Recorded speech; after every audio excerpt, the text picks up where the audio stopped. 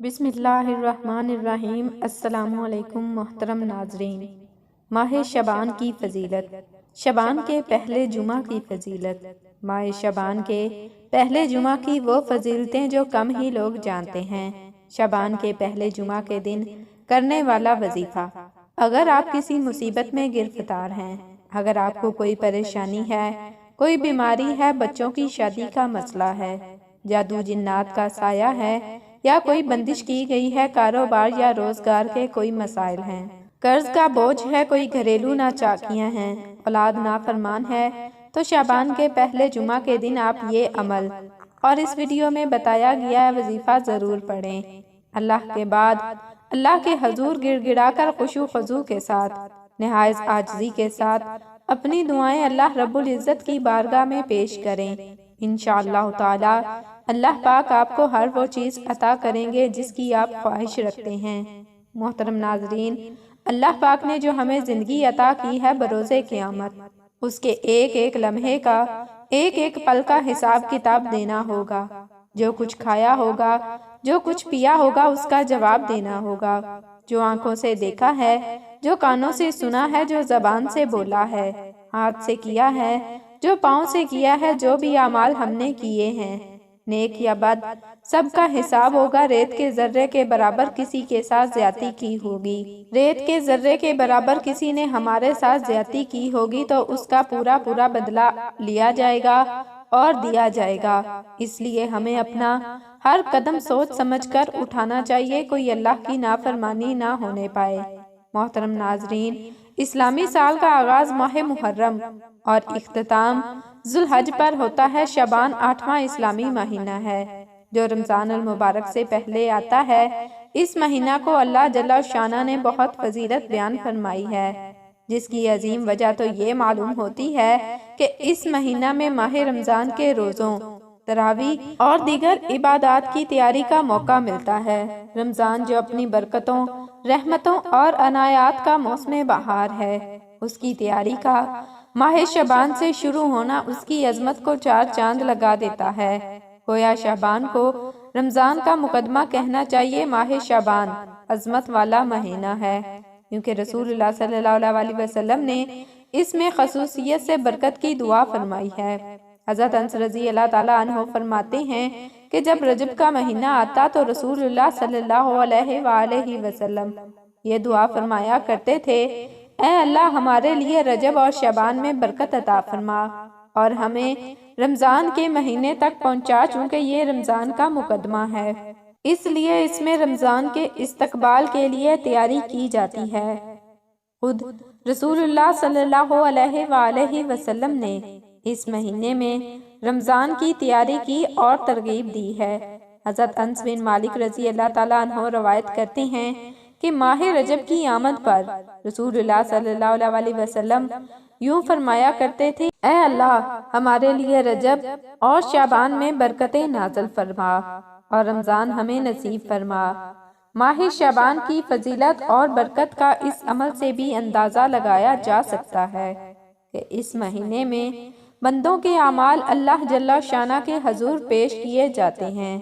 حضرت اسامہ بن زید رضی اللہ تعالیٰ عنہ نے بیان کیا کہ میں نے رسول اللہ صلی اللہ علیہ وسلم کی خدمت اقدس میں عرض کیا: یا رسول اللہ صلی اللہ علیہ وسلم، میں آپ کو سب مہینوں سے زیادہ شعبان المعظم کے مہینے میں روزے رکھتے دیکھتا ہوں، اس کی کیا وجہ ہے؟ آپ صلی اللہ علیہ وسلم نے فرمایا: یہ وہ مہینہ ہے جس سے لوگ غافل اور سست ہیں۔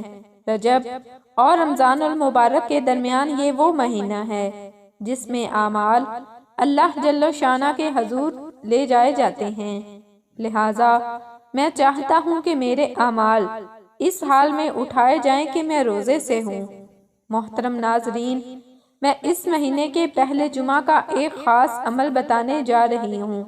اگر آپ بھی کسی مصیبت میں گرفتار ہیں، اگر آپ کو بھی کوئی پریشانی ہے، تو آپ یہ نوافل ضرور پڑھیں اور اس کے بعد اللہ کے حضور گڑ گڑا کر خشوع و خضوع کے ساتھ، نہایت عاجزی کے ساتھ اپنی دعائیں پیش کریں۔ انشاءاللہ تعالی آپ کو ہر وہ چیز عطا کریں گے جس کی آپ خواہش رکھتے ہیں۔ محترم ناظرین، اس مہینے کی پہلی جمعہ کی شب نماز عشاء کے بعد جو کوئی 4 رکعت نفل نماز اس طرح پڑھے کہ ہر رکعت میں سورۃ فاتحہ کے بعد 11 مرتبہ سورہ اخلاص پڑھے، اور اس نفل نماز کا ثواب خاتون جنت حضرت فاطمہ الزہرا رضی اللہ تعالی عنہا کو بخشیں تو بفضل باری تعالی اسے جنت میں جگہ عطا ہوگی۔ اسی طرح شعبان کے پہلے جمعہ المبارک کو نماز مغرب کے بعد نماز عشاء سے پہلے 2 رکعت نفل نماز اس طرح پڑھے کہ ہر رکعت میں سورۃ فاتحہ کے بعد 1 مرتبہ آیت الکرسی، 10 مرتبہ سورہ اخلاص اور 1 مرتبہ سورہ ناس پڑھے۔ اللہ تعالیٰ اسے ایمان کی سلامتی اور ترقی عطا فرمائیں گے، اور اس کے بعد آپ جو بھی دعا کریں گے انشاءاللہ تعالیٰ آپ کی دعا ضرور قبول ہوگی۔ جس خواہش کے لیے آپ دعا کریں گے وہ خواہش آپ کی انشاءاللہ ضرور پوری ہوگی۔ محترم ناظرین، اس ماہ میں ایک رات ایسی آتی ہے جو کہ بہت ہی برکتوں والی رات ہے، جس کو شب برات کے نام سے یاد کیا جاتا ہے۔ بدقسمتی کی بات ہے کہ برکت و سعادت کے باوجود ہم یہ مقدس رات بھی توہمات اور فضول ہندوانہ رسومات کی نظر کر دیتے ہیں، اور اس رات میں افراتفری کا شکار ہو کر اسے کھیل کود میں گزار دیتے ہیں۔ ذلت، رسوائی، بد امنی، خوف و دہشت گردی اور بے برکتی کی زندگی بسر کر رہے ہیں۔ اس سے نجات کی ایک راہ ہے کہ ساری قوم اجتماعی طور پر اللہ تعالیٰ کی بارگاہ میں مغفرت طلب کرے اور اس رات کو شب توبہ اور شب دعا کے طور پر منائے۔ محترم ناظرین، آئیے اس غفار اور رحمان اور رحیم کی بارگاہ میں ندامت کے آنسو بہائیں اور خلوص دل سے توبہ کریں، حسب توفیق تلاوت کلام پاک کریں، رسول اللہ صلی اللہ علیہ وسلم کی ذات اقدس میں ہدیہ درود و سلام پیش کریں، نوافل ادا کریں، خصوصاً صلاۃ التوبہ پڑھیں، اتفاق اور دیگر مسنون اذکار کے ساتھ دلوں کی زمین میں بوئی جانے والی فصل اختیار کریں اور پھر اسے آنسوؤں کی نہروں سے سیراب کریں تاکہ رمضان المبارک میں معرفت محبت الہی کی کھیتی اچھی طرح نشو نما پا سکے۔ یہ کہنا بے جا نہ ہوگا کہ شعبان المعظم رمضان المبارک کی ابتدائیہ اور مقدمہ ہے، اور اس میں ہمیں ماہ رمضان کی عبادت کی تیاری کرنی چاہیے۔ حضرت سلمان فارسی رضی اللہ تعالیٰ عنہ سے روایت ہے کہ رسول اللہ صلی اللہ علیہ وسلم نے ہمیں شعبان کے مہینے کی آخری تاریخ میں خطبہ دیا اور فرمایا، اے لوگو، تم پر ایک عظمت و برکت والا مہینہ سایہ فگن ہونے والا ہے۔ پھر آپ صلی اللہ علیہ وسلم نے شب قدر، تراویح، مغفرت باری تعالی اور رمضان میں اہتمام کیے جانے والی خصوصی اعمال کا تذکرہ فرمایا۔ شعبان کی فضیلت اس بات سے بھی اجاگر ہوتی ہے کہ آپ صلی اللہ علیہ وسلم اس کے چاند اور اس کی تاریخوں کے حساب کا بھی بہت اہتمام فرماتے تھے۔